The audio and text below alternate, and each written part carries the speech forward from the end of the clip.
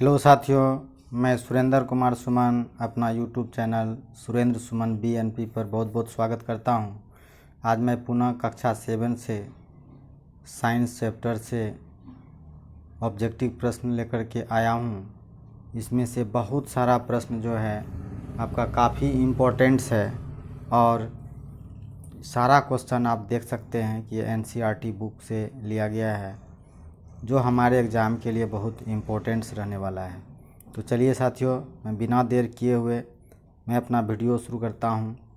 लेकिन आप लोगों से रिक्वेस्ट है कि आप मेरे चैनल को सब्सक्राइब कर लें, बेल आइकन को दबा लें, ताकि मेरा आने वाला सभी वीडियो का नोटिफिकेशन आप तक पहुंच सके। चलिए मैं अपना वीडियो शुरू करता हूं। क्वेश्चन है, इनमें किससे ऊन प्राप्त होता है? आप देख रहे होंगे लामा, शेर, खरगोश, हिरन, हाथी, हिरन। तो आप देख रहे होंगे कि शेर, हाथी, हिरन से तो ऊन प्राप्त नहीं होता है, तो आंसर आपका क हो जाएगा लामा।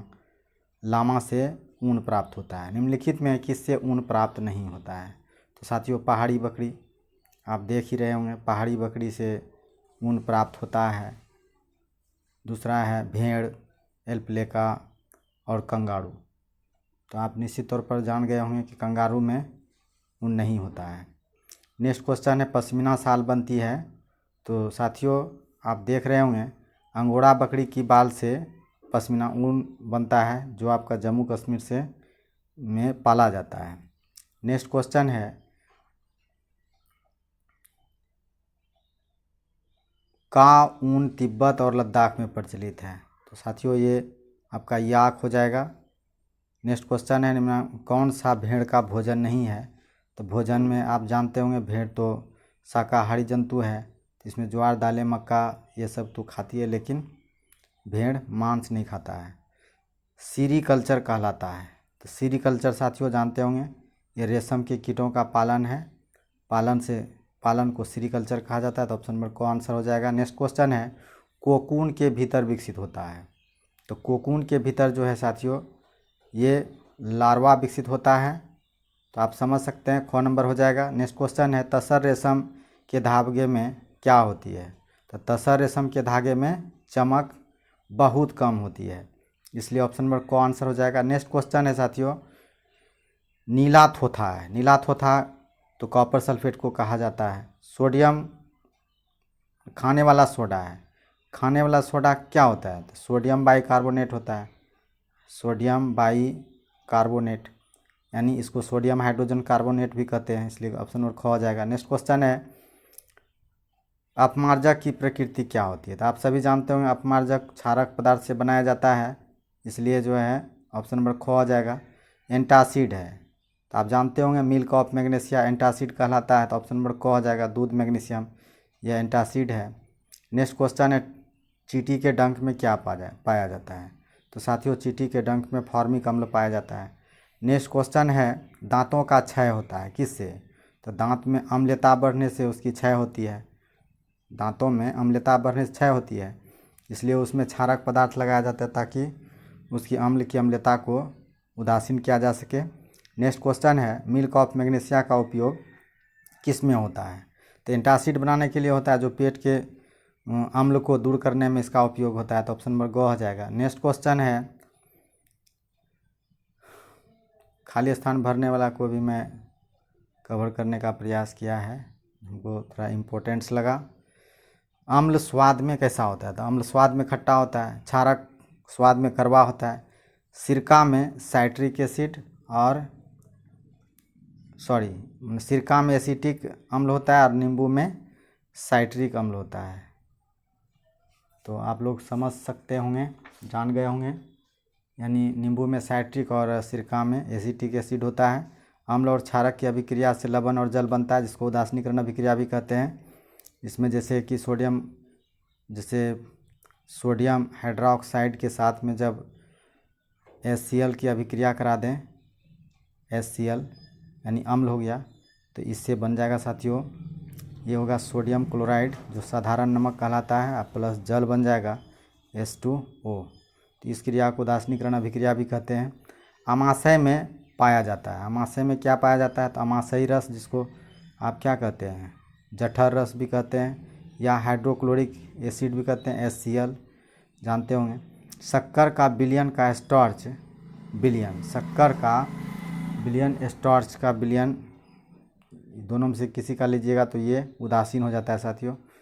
तो उसके बाद है सोडियम क्लोराइड। क्या है सोडियम क्लोराइड? एक आप जानते ही होंगे, ये साधारण नमक है, NaCl, साधारण नमक जो हम लोग घर में खाते हैं। इसको लवण भी कहीं कहीं बोला जाता है। सोडियम क्लोराइड एक नमक या लवण है। नेक्स्ट क्वेश्चन है, जल धारण की क्षमता सबसे अधिक होती है। तो आप समझ सकते हैं, इसमें दिया हुआ ऑप्शन है दोमट मिट्टी, चिकनी मिट्टी, बलुई मिट्टी। तो आप जान गए होंगे, चिकनी मिट्टी में जल धारण की क्षमता सबसे अधिक होती है और यह धान की खेती के लिए भी उपयुक्त होती है साथियों। नेक्स्ट क्वेश्चन है, धान की फसल की उपयुक्त मिट्टी है। तो चिकनी, दोमट, केवल दोमट, केवल चिकनी। तो चिकनी दोमट दोनों हो जाएगा गो नंबर। किस प्रकार की मिट्टी में अंतःस्रवन दर सबसे अधिक होती है? अंतःस्रवन दर यानी पानी सोखने की क्षमता सबसे ज़्यादा किस में होती है? तो ये क्लियर है कि वो बलुई मिट्टी होगा। नेक्स्ट क्वेश्चन है, मिट्टी की कितने परतें होती हैं? तो मिट्टी की 4 परतें होती है साथियों, आप जानते होंगे या पढ़ाए होंगे बच्चों को। ओ ब सौ द, ओ ब सौ द, सबसे ऊपरी शीर्ष परत को हम ओ कहते हैं, और दो परत सबसे निचली होती है जिसकी। नेक्स्ट क्वेश्चन है, मध्य परत की मिट्टी कैसी होती है? तो ये ऑप्शन नंबर ख हो जाए, कठोरा सघन। नेक्स्ट क्वेश्चन है, किस परत की मिट्टी सबसे अधिक उपजाऊ होती है? तो सबसे ऊपरी परत यानी स्तर ओ का बहुत उपजाऊ होती है। खेत की मिट्टी में पाए जाने वाले, खेत की मिट्टी में पाए जाने वाले जंतु क्या होता है? तो खेत की मिट्टियों में केचुआ पाया जाता है, ह्यूमस पाया जाता है। किस में? ह्यूमस सबसे ज़्यादा, देखिए सब परत के बारे में दिया है, तो सबसे ऊपरी परत में ह्यूमस शीर्ष परत में ज़्यादा होती है, सबसे अधिक होती है। यानी ह्यूमस वाली परत कैसा होता है? ये गहरा रंग का होता है साथियों। ह्यूमस वाली परत गहरा रंग की होती है, ऑप्शन नंबर क हो जाएगा। आधार सेल है, तो आधार सेल को हम तीसरी परत कहते हैं। नेक्स्ट क्वेश्चन है, मिट्टी हल्की, सुवासित और शुष्क होती है। शुष्क मतलब सूखा हुआ, तो ये बलुई मिट्टी हो जाएगा। पादपों के लिए उत्तम मिट्टी कौन है? तो आप देख रहे हैं चिकनी, बलुई, काली मिट्टी तो उत्तम नहीं है, तो दोमट मिट्टी सबसे अच्छी मिट्टी का होती है फसलों के लिए भी और पेड़ पौधों के लिए भी। जलवायु को प्रभावित करने वाला कारक कौन नहीं है? आप देख रहे होंगे, जलवायु को प्रभावित करने पवन की दिशा, प्रकाश, वर्षा, ओला। ओला नहीं होगा साथियों, यही होगा आंसर आपका। नेक्स्ट क्वेश्चन होगा, आधार सेल है, तो आपको बता चुके थे ये तीसरी परत है। फिर लगता है वो क्वेश्चन रिपीटेड हो गया है। मिट्टी हल्की, ये तो आपका शुष्क होती है, बलुई हो जाएगा। पादपों के लिए आपका दोमट मिट्टी सबसे अच्छी है। नेक्स्ट को जलवायु को प्रभावित जो नहीं करता है वो आपका ओला हो जाएगा।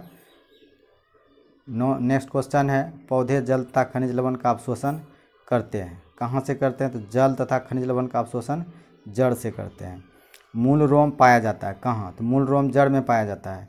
तापमान बढ़ने से वाष्पत्वसर्जन की क्रिया क्या होती है? यानी भाप बनने की क्रिया ताप बढ़ने से बहुत अधिक बढ़ जाती है, तो तीव्र हो जाती है साथियों। ये ऑप्शन नंबर क हो जाएगा। यदि पौधे में वाष्पत्वसर्जन तेज़ी से हो तो पौधे क्या होते हैं? विकसित होते हैं, ये गलत है। क्या मुरझा जाते हैं? ये सही हो जाएगा।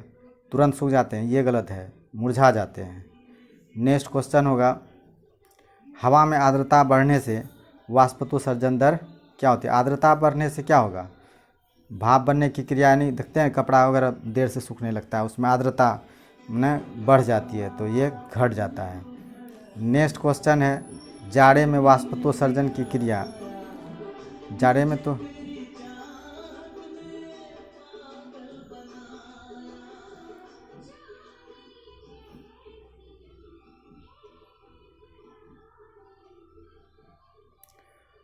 नेक्स्ट है साथियों, जाड़े में वाष्पोत्सर्जन की क्रिया क्या होती है? घट जाती है, ये आपका सही हो जाएगा। पत्तियों से बने खाद्य पदार्थों का पौधों के अन्य भागों में परिवहन होता है। पत्तियों से जो खाद्य पदार्थ बनता है जैसे कि कार्बोहाइड्रेट C6H12O6, तो ये जो है साथियों, ये फ्लोएम वाहिकाओं द्वारा पौधे के अन्य भागों तक पहुंचाया जाता है। आप भी जानते होंगे, इसको बहुत अच्छा तरह से याद करें। जौ से जल, फ से फल, फल मीन्स भोजन, और जौ से जल मतलब जल एवं खनिज लवण। तो जल और खनिज लवण जो है जाइलेम से, और भोजन फ्लोएम वाहिकाओं के द्वारा पहुंचाई जाती है। नेक्स्ट क्वेश्चन है, जीवों के संरचनात्मक एवं क्रियात्मक इकाई को क्या कहते हैं? तो ये सर ये कोशिका हो जाएगा। जीवों के संरचनात्मक एवं क्रियात्मक इकाई कोशिका कहलाता है। कौन सा ऊतक पौधों में पानी तथा खनिज लवण को जड़ों से ऊपर पत्तियों तक पहुंचाता है? तो जल है, तो जल को पहुंचाना है तो ज से जाइलम बताए थे आपको, तो ऑप्शन नंबर ख हो जाएगा। नेक्स्ट क्वेश्चन है, पौधों में भोजन का स्थानांतरण कौन करता है? तो अभी तुरंत हम लोग पढ़ चुके हैं, ये फ्लोएम करता है। फ्लोएम के द्वारा खाद्य पदार्थों का परिवहन होता है। नेक्स्ट क्वेश्चन है, अंतःश्वसन के समय पसलियाँ क्या करती है? तो अंतःश्वसन के समय सर भोजन बाहर की ओर गति करती है पसलियाँ। आप लेकर के यह प्रैक्टिकली देख भी सकते हैं। यह जो है बाहर की ओर उन्मुख हो जाती है, बाहर की ओर निकलती है और नीचे की ओर गति करती है, ऊपर और बाहर की ओर। ऊपर और बाहर, ये ज़्यादातर आपका आंसर सही हो जाएगा 3 नंबर। ऊपर और बाहर की ओर गति करती है, यही सही हो जाएगा। नेक्स्ट क्वेश्चन है, उच्छ्वसन के समय पसलियाँ। उच्छ्वसन का मतलब होता है सांस को बाहर छोड़ना, उच्छ्वसन।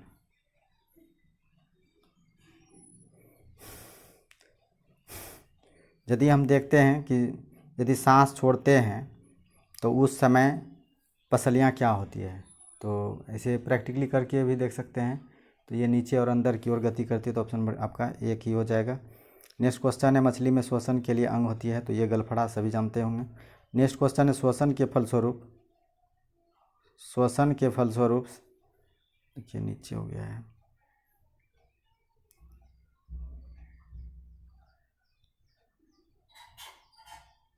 श्वसन के फलस्वरूप कौन सी गैस निकलती है?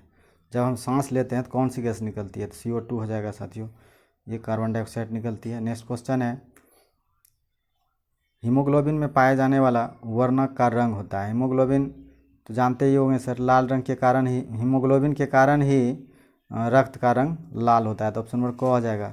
शरीर की सक्रियता बढ़ने से श्वसन की दर क्या होती है? शरीर जब एक्टिव होगा श्वसन की दर क्या होगा? बढ़ जाएगी, तो इसलिए ऑप्शन नंबर क हो जाएगा।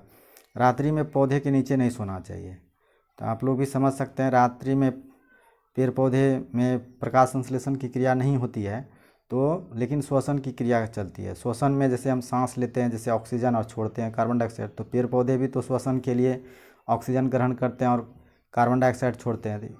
इसलिए हम यदि पेड़ के नीचे सोते हैं तो अधिक से अधिक कार्बन डाइऑक्साइड हम ले रहे होंगे, इस कारण से वह हानि है मेरे लिए, इसलिए रात्रि के समय पौधे के नीचे नहीं सोना चाहिए। अब नेक्स्ट क्वेश्चन है, कौन सी प्राणी श्वसन विसरण द्वारा करता है? साथियों आप देख सकते हैं अमीबा, खटमल, हाइड्रा, फिताकृमि, तो ये अमीबा जो विसरण के द्वारा श्वसन करता है। श्वसन में इस्तेमाल होता है, श्वसन में क्या इस्तेमाल होता है? इस्तेमाल जो करते हैं, जो हम ग्रहण करते हैं, जैसे ऑक्सीजन, श्वसन के दौरान हम ऑक्सीजन ग्रहण करते हैं। श्वसन में ऊर्जा मुक्त होती है और मुख्य उत्पाद बनता है। श्वसन में ऊर्जा मुक्त होती है और क्या बनता है? ऊर्जा मुक्त होती है और CO2 बनता है, ये हो जाएगा ऑप्शन नंबर ग। नेक्स्ट क्वेश्चन, प्रकाश संश्लेषण के लिए क्या क्या आवश्यक है? तो आप समझ सकते हैं सूर्य की प्रकाश, क्लोरोफिल, कार्बन डाइऑक्साइड, जलता, खनिज लवण, तो आप इसमें हम देख सकते हैं कि इनमें सभी हो जाएगा। स्टोमाटा या वातरंध्र, जिसमें पत्तियों के छिद्रों को कहा जाता है स्टोमाटा, तो ये तो क्लियर हो गया, ये पत्तियों के छिद्र हो गया।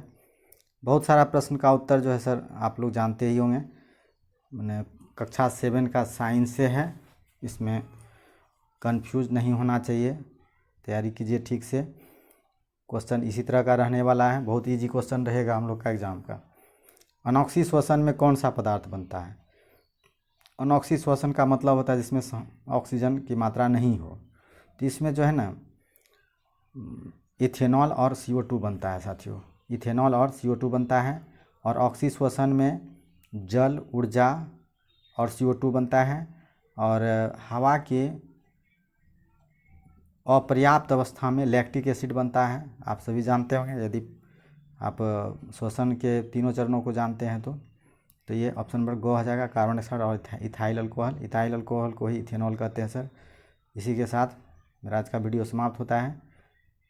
नमस्कार, मेरे चैनल को सब्सक्राइब कर लीजिए सर, मैं NCERT का बुक से सारा क्वेश्चन लेकर के आता हूँ। जो भी मिले जहाँ तक दे सकूँ मैं, जो संभव है उतना करूँगा। धन्यवाद सर।